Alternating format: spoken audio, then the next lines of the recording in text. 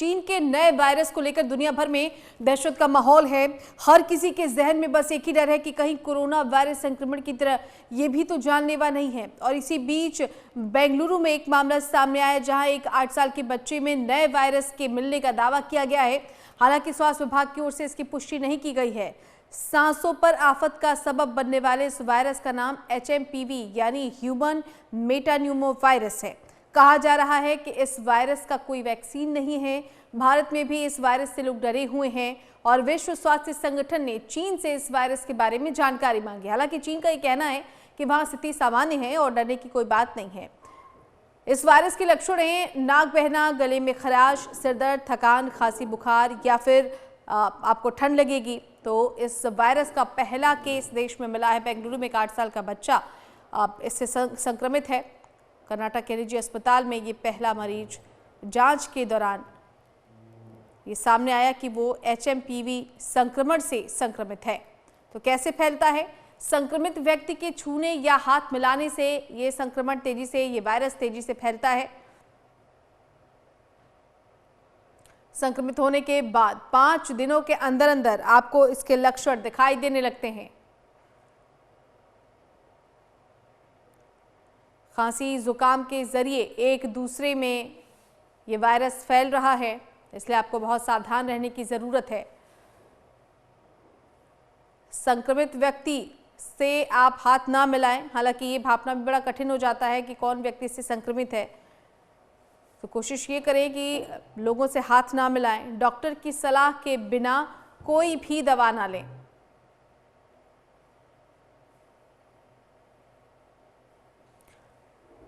आप बाहर से आ रहे हैं, ऑफिस से आ रहे हैं, कहीं से भी आप आ रहे हो, लेकिन घर आने के बाद हाथ अच्छी तरह साफ करें।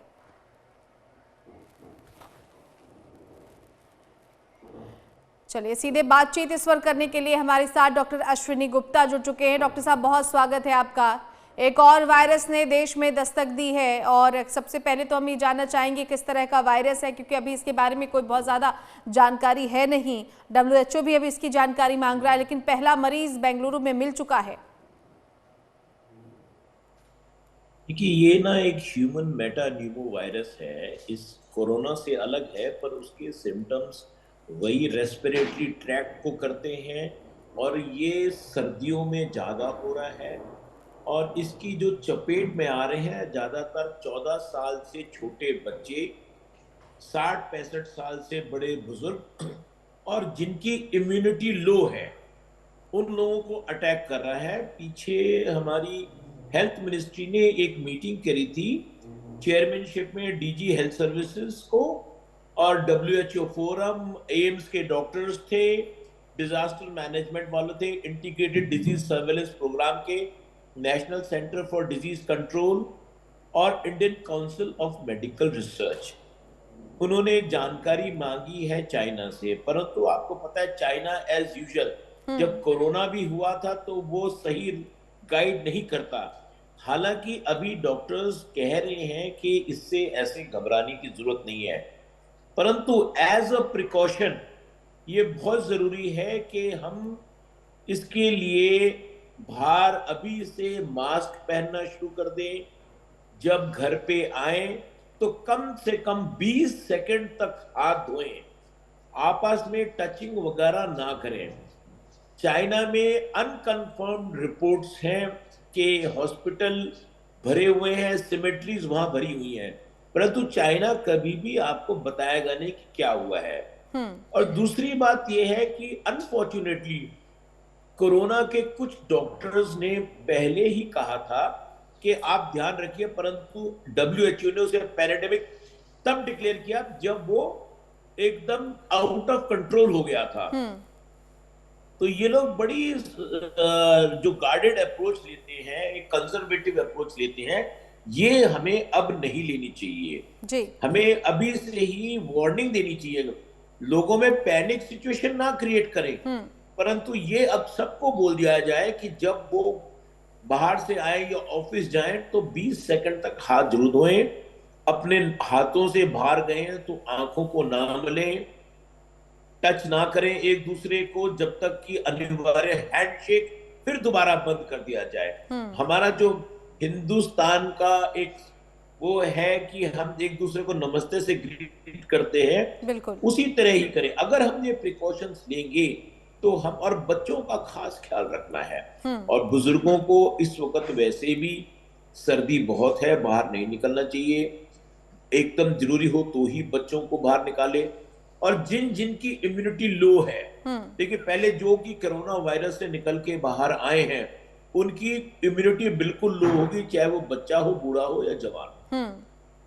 उसको ये कैच करने का बहुत ही संभावना है। ये वायरस अगर आपके अंदर आएगा तो कम से कम 4 से 5 दिन इसका जेस्टेशन पीरियड होता है। रनिंग नोज होती है, बाद में सांस में तकलीफ होती है। तो और इसका अभी तक कोई ट्रीटमेंट नहीं निकला है। इसको सिम्टोमेटिक, इसको अरेस्ट करने की कोशिश की जा रही है। बट अगर आप कहें कि इसको हमारा ट्रीटमेंट निकल गया, हम इसको बंद कर सकते हैं, इसका वैक्सीन है, ऐसा कुछ नहीं निकला।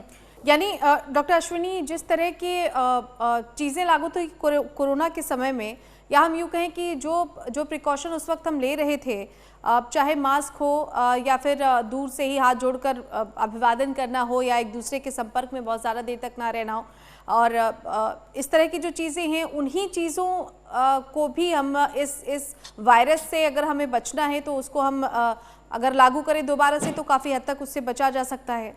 जी हाँ, लागू क्या, सबको, लोगों को हमें एजुकेट करना है। एजुकेट करेंगे कि ये आप ही के फायदे में है। जी। और मेरे ख्याल से इस बार लोगों को जल्दी समझ में आ जाएगा, क्योंकि सबने कोरोना की लहर देखी है, उसका कहर देखा है, बहुतों ने अपनों को खोया है। अगर हम ये प्रिकॉशन लेके चलते हैं तो इसमें कोई हर्ज नहीं है। और बेसिकली जो अभी तक डेटा मिला है, ये खाली अर्ली समर, गर्मी होने से पहले और सर्दियों में ही है। तो हमारे ख्याल से ये 3-4 महीने हमें प्रिकॉशन लेना बहुत जरूरी है। तो डॉक्टर अश्विनी, क्योंकि आपने बताया भी कि 4 से 5 दिनों के अंदर इसके लक्षण पता चलेगा, हम उन 4 से 5 दिनों के अंदर हम तो आइडेंटिफाई नहीं कर पाएंगे अगर हम किसी संक्रमित व्यक्ति से मिलते हैं कि सामने वाला संक्रमित है, क्योंकि बहुत सारे लोग हैं जो उसको नॉर्मल खांसी जुकाम की तरह ही लेंगे, क्योंकि लक्षण भी कमोबेश वैसे हैं, तो इसको आइडेंटिफाई करना बड़ा मुश्किल हो जाता है। ऐसे में बचाव के लिए और क्या कुछ करें? यानी हम अभी से ही ऑफिस में या दफ्तरों में या जहां पर भी सार्वजनिक जगहों पर हम जाएं तो वैसे ही जाएं जैसे कोरोना के समय में जा रहे थे, तो ही बचाव संभव है। और जो भी व्यक्ति आपको लगा उसका रनिंग नोज है या कफ कर रहा है, तो उनसे आप फिजिकल कांटेक्ट कोशिश करें कि ना करें। और वही जैसे अभी आपसे जिक्र हुआ है मेरा, कि मास्क पहना और फिजिकल कांटेक्ट जितना कम से कम हो, जब तक जरूरी ना हो, वो बिल्कुल ना करें। क्योंकि जो आजकल ऑफिस में जा रहे हैं, अगर किसी को इस तरह का हो रहा है, कफ हो रहा है, कोल्ड हो रहा है, क्वारंटाइन अभी जरूरत नहीं है, परंतु उससे ये कहा जाए कि वो पूरी तरह से एहतियात बरते, अपना मास्क लगाए, अपने जो हाथों में, it is better to wear gloves, better है कि ग्लव्स, या और हर बार अपना जा करके हैंड वॉश करे, और सैनिटाइजर का इस्तेमाल अपने डेस्क में वो करना बहुत जरूरी है। ठीक है, ये तो चीज़ें हुई कि हम बच कैसे सकते हैं अगर हम संक्रमित हो जाते हैं। डॉक्टर अश्विनी गुप्ता, तो जिस तरह से खबरें आ रही हैं कि अभी इसके बारे में कोई जानकारी है नहीं, कोई इसका वैक्सीन है नहीं, तो क्या इस बीमारी के बाद हमें क्या करना चाहिए? डॉक्टर की सलाह तो लेंगे, डॉक्टर के पास जाएंगे ही, पर फौरी तौर पर इलाज क्या कुछ संभव है देश में? देखिए, इसका कोई सिम्टोमेटिक इलाज कर रहे हैं, जाकर के वो हॉस्पिटल में एडमिट हो जाएंगे और डॉक्टर्स उसको वॉच करेंगे कि ये HMPV वायरस है या नहीं है। तो टेस्ट के बाद पता चलेगा उसके बारे में, और सिम्टोमेटिक ट्रीटमेंट करेंगे। एंड उनका ये मानना है कि आफ्टर अ सर्टेन पीरियड ये वायरस अगर ट्रीटेड, मतलब करते हैं ट्रीटमेंट, तो ठीक हो जाएगा व्यक्ति। ऐसा नहीं है कि जिसको हो गया उसकी डेथ होगी या कुछ होगा। अगर वो प्रॉपर तरीके से उसको इलाज करेंगे, देखिए वायरस का कोई वैक्सीन नहीं बना, but it can be treated, ये चीज है। तो इसीलिए ऐसा कोई डरने की बात नहीं है, परंतु कि ये इमीडिएटली फैले ना लोगों में, और उसको कंट्रोल करने के लिए हमें ये प्रिकॉशंस लेनी पड़ेगी।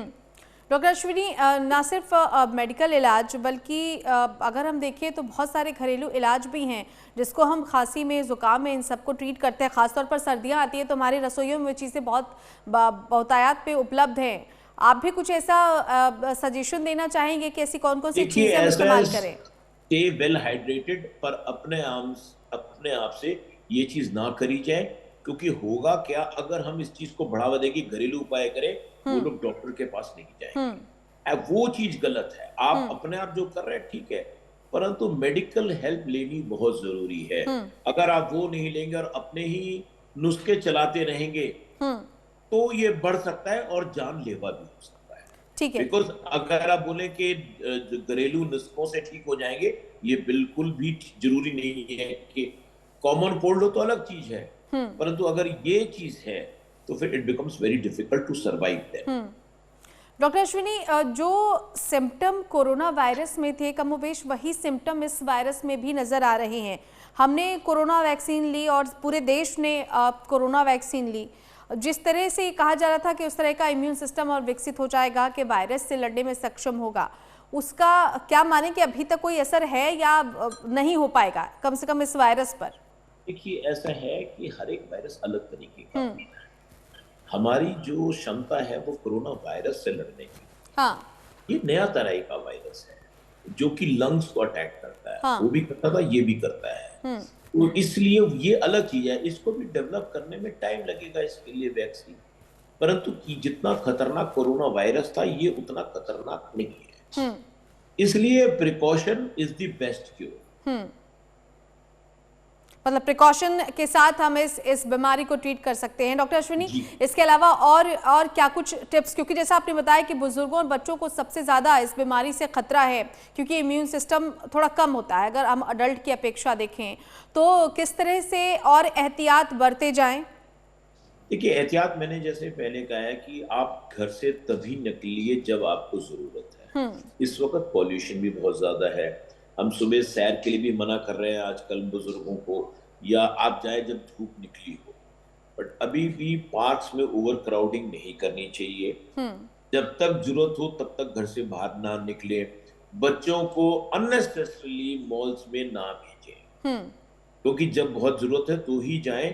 क्योंकि ठीक है, इस वक्त बच्चों की थोड़ी बहुत छुट्टियां हैं फर्स्ट वीक ऑफ जनवरी तक, बट ये एहतियात भी बहुत जरूरी है, क्योंकि prevention is always better than the cure. और घर में जो है उनको पूरा मौसम, अपना एटमॉस्फेयर बिल्कुल ठीक रखे, और जो डिवाइसेस हैं जो पॉल्यूशन कम करती हैं, सैनिटाइजर का रेगुलर इस्तेमाल करें, ठीक है ना। और जो पॉल्यूशन का आपके जो फैंस हैं जो कि आप इस्तेमाल करते हैं, इसके लिए आप फॉरगेटिंग द नेम, अपना इसके लिए इस्तेमाल करते हैं जो आजकल नए डिवाइसेस आ गए हैं। और हाँ, हीटर अगर इस्तेमाल करते हैं तो अपना कमरे में गर्म पानी जरूर रखें। वो बहुत इम्पोर्टेंट है, क्योंकि पानी जरूर रखें ताकि जो एयर है वो बिल्कुल भी ड्राई ना हो। That is very very important. हमेशा एक चीज ध्यान रखना, अगर आप ऑयल हीटर या कोई हीटर चलते हैं तो उससे ऑक्सीजन कम नहीं होता। ऑक्सीजन जब भी कम होता है जब आप कोई चीज जलाते हैं, बट ये है कि एयर ड्राई हो जाती है। एयर ड्राई होगी तो तब आपको डिफिकल्टी हो सकती है ब्रीदिंग में। तो उसके लिए पानी का एक बाउल जरूर रखें, सो दैट एयर सर्कुलेशन में आपकी एयर एकदम ड्राई ना। जी, चलिए डॉक्टर अश्विनी गुप्ता, बहुत धन्यवाद आपका अपना कीमती समय देने के लिए, लोगों को जागरूक करने के लिए, हमारे दर्शकों को ये बताने के लिए कि आखिर इस वायरस से हम पहले से ही कैसे प्रिवेंट हो सकते हैं, कैसे क्योर हो सकते हैं। बहुत बहुत धन्यवाद आपका हमारे साथ जुड़ने के लिए।